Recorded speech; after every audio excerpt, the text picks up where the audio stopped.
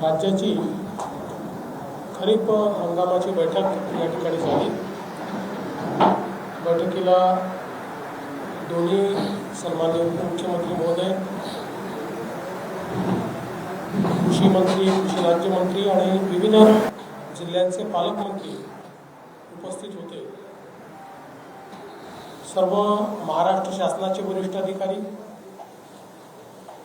IMDचे अधिकारी, रेल्वेचे अधिकारी, केंद्र सरकारचे विविध खात्यांचे अधिकारी हे देखील या ठिकाणी उपस्थित होते। एकूणच या खरीप हंगामाच्या निमित्ताने पहिल्यांदा हवामान खात्याने त्यांचं प्रेझेंटेशन केलं आणि सरासरीपेक्षा जास्त पाऊस यावर्षी असेल असा त्यांचा अंदाज आहे। सरासरीपेक्षा 60% 17% विविध विभागांमध्ये महाराष्ट्रातल्या त्यांनी पाऊस दाखवलेला आहे। दुसरं, पावसाच्या 2 दिवसांमधला जो खंड आहे हा देखील फार असणार नाही असा देखील अंदाज त्यांनी वर्तवलेला आहे। अर्थात हा सगळा अंदाज वर्तवताना त्यांनी एक कॅव्हेट त्याच्यात टाकलेला आहे की लॉंग टर्मचा अंदाज जो असतो तो आमचा करेक्ट येतो, पण शॉर्ट टर्मचा जो असतो त्याच्यामध्ये काही डेव्हिएशन असतं। त्यामुळे एकूणच योग्य पाऊस पडेल अशा प्रकारची अपेक्षा या ठिकाणी निश्चितपणे आहे। यासोबत कृषी विभागाने देखील त्यांचं प्रेझेंटेशन केलेलं आहे आणि राज्यामध्ये आवश्यक तेवढा बियाण्यांचा पुरवठा आहे, आवश्यक तेवढं खत उपलब्ध आहे आणि त्याचा कुठलाही तुटवडा पडणार नाही। आणि साधारणपणे मागील वर्षांचा कल पाहता कुठलं पीक कुठे कमी अधिक प्रमाणात घेण्यात येईल याचा विचार करूनच या ठिकाणी बियाण्यांची उपलब्धता करून देण्यात आलेली आहे। आणि हे करत असताना वारंवार बोगस बियाण्यांचे प्रकार बाहेर येतात म्हणून महाराष्ट्राने पहिल्यांदा एक प्रयोग केलेला आहे। केंद्र सरकारची साथी हे साथी पोर्टल आहे। या पोर्टलवर जी काही बियाणं आहे त्यांचं रजिस्ट्रेशन करावं लागतं आणि त्याला ट्रेसेबल अशा प्रकारचं जे रजिस्ट्रेशन असतं, म्हणजे नेमकं त्याचं उत्पादन कुठे झालेलं आहे हे आपल्याला त्याच्यावर ट्रेस करता येतं। पण दुर्दैवाने राज्यांमध्ये जे बियाणं विकलं जातं त्याच्यापैकी 75% बियाणं हे ट्रुथफुल बियाणं आहे, म्हणजे जे बियाणे उत्पादकाने तयार केलेलं बियाणं नाही आहे। आणि म्हणून अशा प्रकारचं जे बियाणं आहे यातनंच बोगस बियाण्याची पद्धती सुरू होते। म्हणून यावर्षीपासनं केंद्र सरकारला रिक्वेस्ट करून महाराष्ट्राच्या कृषी विभागाने या जे काही ट्रुथफुल बियाणं आहे हेही साथी पोर्टलवर आणावं लागेल असा नियम केला। केंद्राने देखील मान्यता दिली। केवळ मान्यताच दिली नाही तर केंद्राने इतर राज्यांनाही सांगितलं की चांगली पद्धती आहे। यावर्षी हे उशिरा सुरू झाल्यामुळे जवळपास 70,000 क्विंटल बियाणं ट्रुथफुलचं हे आता आपल्या पोर्टलवर उपलब्ध आहे, म्हणजे ते पूर्णपणे ट्रेसेबल आहे। त्यामुळे त्याच्यामध्ये बोगसगिरी केली तर कोणामुळे झाली आहे हे आपल्याला लक्षात येऊ शकते। पुढच्या वर्षीपासून 100% बियाणं ट्रुथफुलचंही हे आपल्या साथी पोर्टलवर असेल। त्यामुळे हा जो काही बोगस बियाणाचा विषय आहे हा विषय निश्चितपणे आपण बंद करू। खतांच्या बाबतीत एक सातत्याने शेतकऱ्यांकडनं तक्रार येते ती म्हणजे लिंकिंगची, आणि म्हणून त्याही संदर्भात अतिशय कडक अशा प्रकारचा निर्णय घेण्यात आलेला आहे। प्रत्येक कृषी केंद्राच्या बाहेर लिंकिंगच्या संदर्भातला बोर्ड लावायला सांगण्यात येणार आहे, त्याच्यावर फोन नंबर देण्यात येणार आहे। लिंकिंगचा कुठे आग्रह झाला तर त्या संदर्भात त्या नंबरवर फोन करून त्याच्यावर कारवाई केली जाईल। काही कृषी केंद्रांनी आमच्या हे लक्षात आणून दिलं की आम्हाला लिंकिंग करायचं नाही, पण पुरवठादार कंपनी ही कंपल्शन करते लिंकिंगचं। अशा पद्धतीत आम्ही हाही निर्णय घेतलेला आहे की त्यांच्याकडनं त्याची माहिती घ्यायची आणि साधारणपणे खतं वगैरे या ज्या गोष्टी आहेत या मोठ्या प्रमाणात सबसिडीत आपण देतो, त्याच्यामुळे त्याच्यावर आपल्याला एसेन्शियल कमोडिटी ॲक्ट लावता येतो। त्यामुळे लिंकिंग हा जर कंपन्यांनी केलं तर एसेन्शियल कमोडिटी ॲक्ट किंवा तत्सम कायद्याच्या अंतर्गत त्यांच्यावर कारवाई केली जाईल अशा प्रकारचा निर्णय देखील आपण केलेला आहे। त्यामुळे शेतकऱ्याला कुठेही लिंकिंगचा सामना करावा लागू नये अशा प्रकारचा आपला या ठिकाणी प्रयत्न आहे।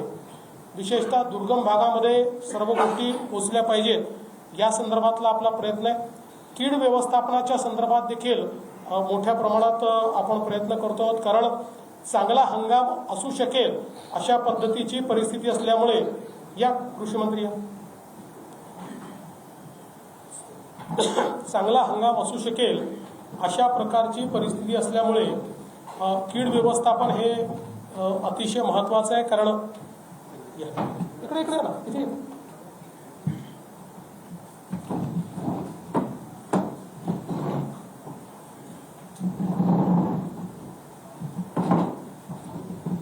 आपल्याला कल्पना आहे की मागच्या काळामध्ये कापसावर गुलाबी बोंडअळी असेल किंवा सोयाबीनवर येलो मोझॅक असेल किंवा इकडे धानावर मावा तुडतुडा असेल, अशा प्रकारचे अनेक रोग आपल्याला त्या ठिकाणी संत्र्यावर तेल्यासारखा लोग असेल, असे अनेक रोग आपल्याला त्या ठिकाणी पाहायला मिळाले। आणि म्हणून कीड व्यवस्थापन योग्य प्रकारे झालं पाहिजे या दृष्टीनं सगळी काळजी घेण्यात येते आहे। विशेषतः यावर्षी डिजिटल शेतीशाळा ही देखील आयोजित करण्यात आलेल्या आहेत। प्रत्येक तालुक्यामध्ये डिजिटल शेतीशाळा आयोजित करण्यात येतील। शेतकरी त्याच्यावर डिजिटल शेतीशाळेच्या माध्यमातून मोठ्या प्रमाणात या संदर्भात म्हणजे शेतीमध्ये कीड व्यवस्थापन असेल किंवा चांगल्या ज्या नवीन पद्धती आहेत त्या पद्धतींच्या बाबतीत शेतकऱ्यांना योग्य अशा प्रकारचं मार्गदर्शन हे त्या माध्यमातून आपण देणार आहोत। एक कृषी विभागाने अतिशय चांगली गोष्ट केलेली आहे। एक महाविस्तार ॲप हा कृषी विभागाने आता लॉन्च केलेला आहे। महाविस्तार ॲपवर शेतीच्या संदर्भातली सगळी माहिती उपलब्ध आहे। AI पॉवर्ड ॲप आहे आणि याच्यावर शेतीच्या संदर्भातली सगळी माहिती उपलब्ध आहे। त्याचे व्हिडिओज देखील उपलब्ध आहेत।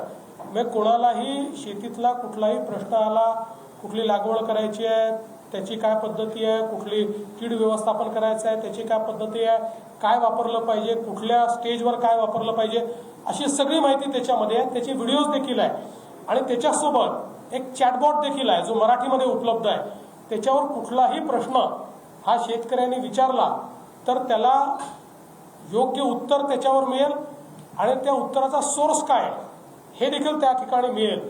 त्यामुळे एक प्रकारे शेतकऱ्याचा डिजिटल मित्र अशा प्रकारे हा जो काही आपण महाविस्तार ॲप आहे तो लॉन्च केलेला आहे।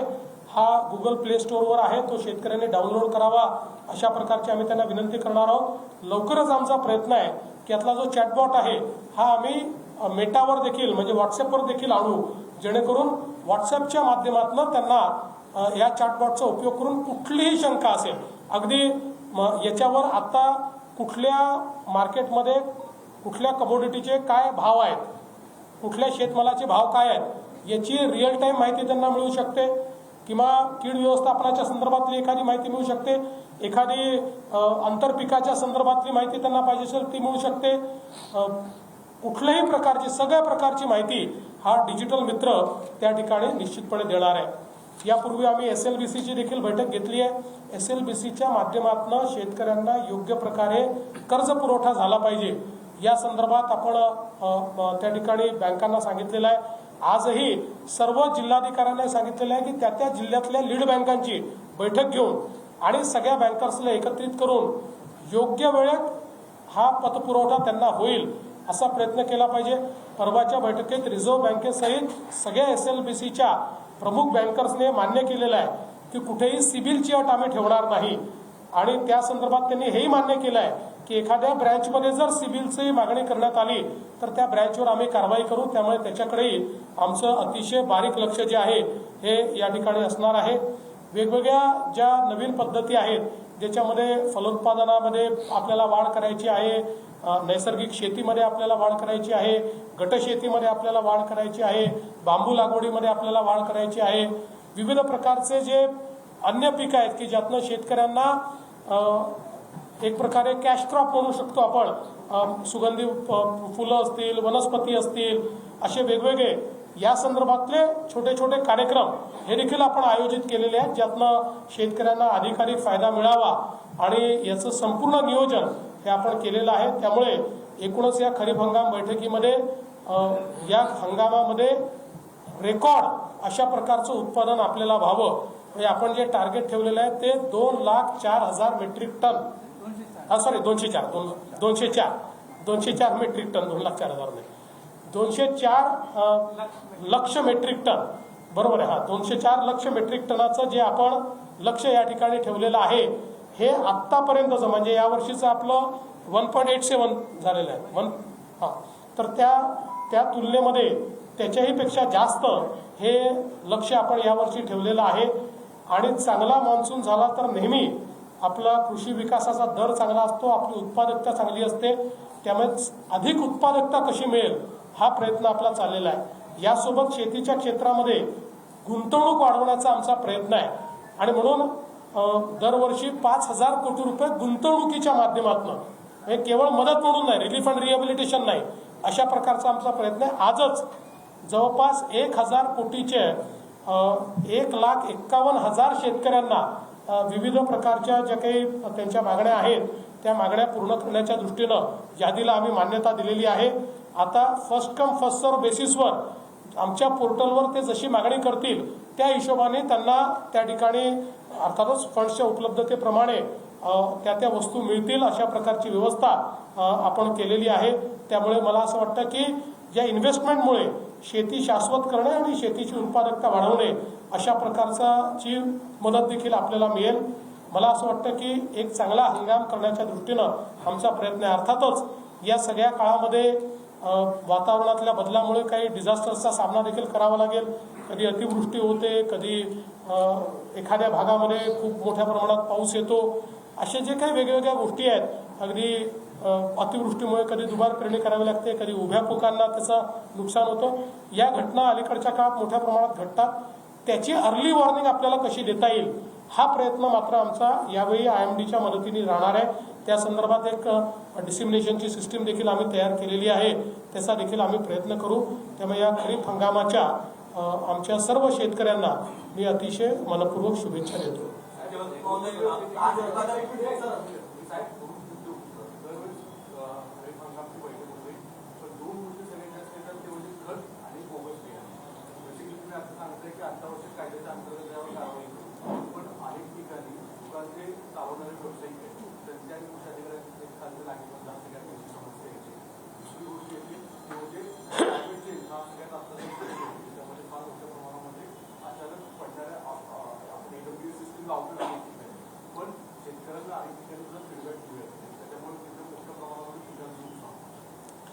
नाही, म्हणूनच आम्ही सांगितलं की लिंकिंगच्या संदर्भात आता बघा गेले काही वर्षात खतांची कमतरता कुठेही नाही.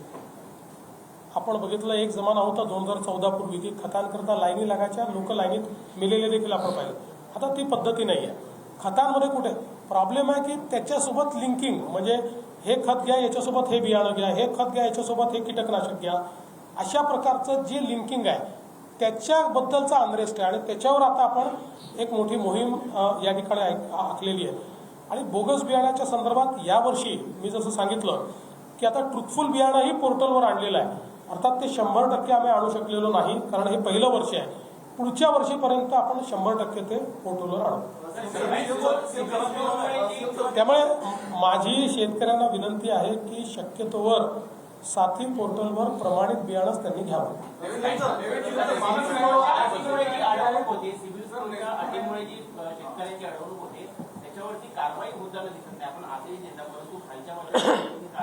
यावेळेस म्हणूनच बँकर्सला शिंदेसाहेब आणि मी काल परवा SLBCला होतो त्यावेळेस आम्ही अतिशय क्लिअरली सांगितलं की तुम्ही दरवेळेस नुसतं आदेश काढता पण अंमलबजावणी होताना दिसत नाही.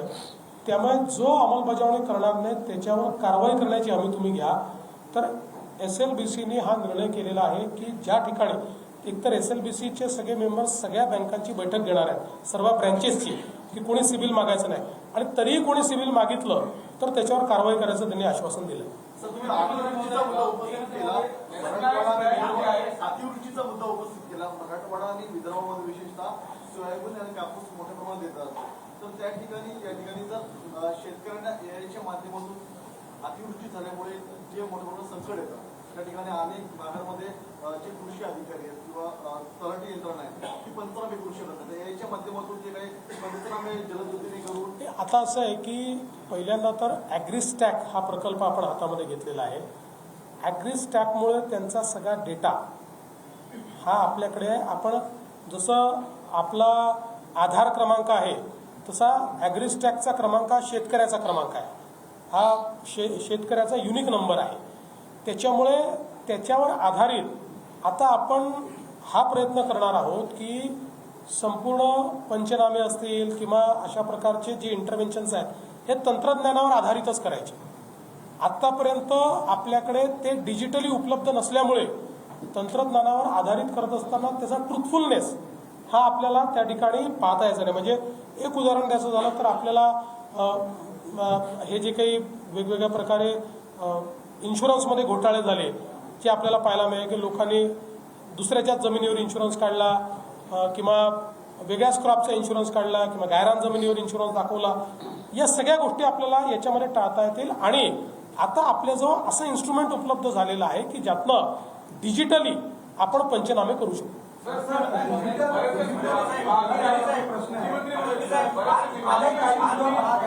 अनेक असे दुर्गम भाग आहेत ज्या ठिकाणी मेट्रोवेही पोहोचत नाही पण त्या ठिकाणी खरीप हंगाम पिकं घेतली जातात.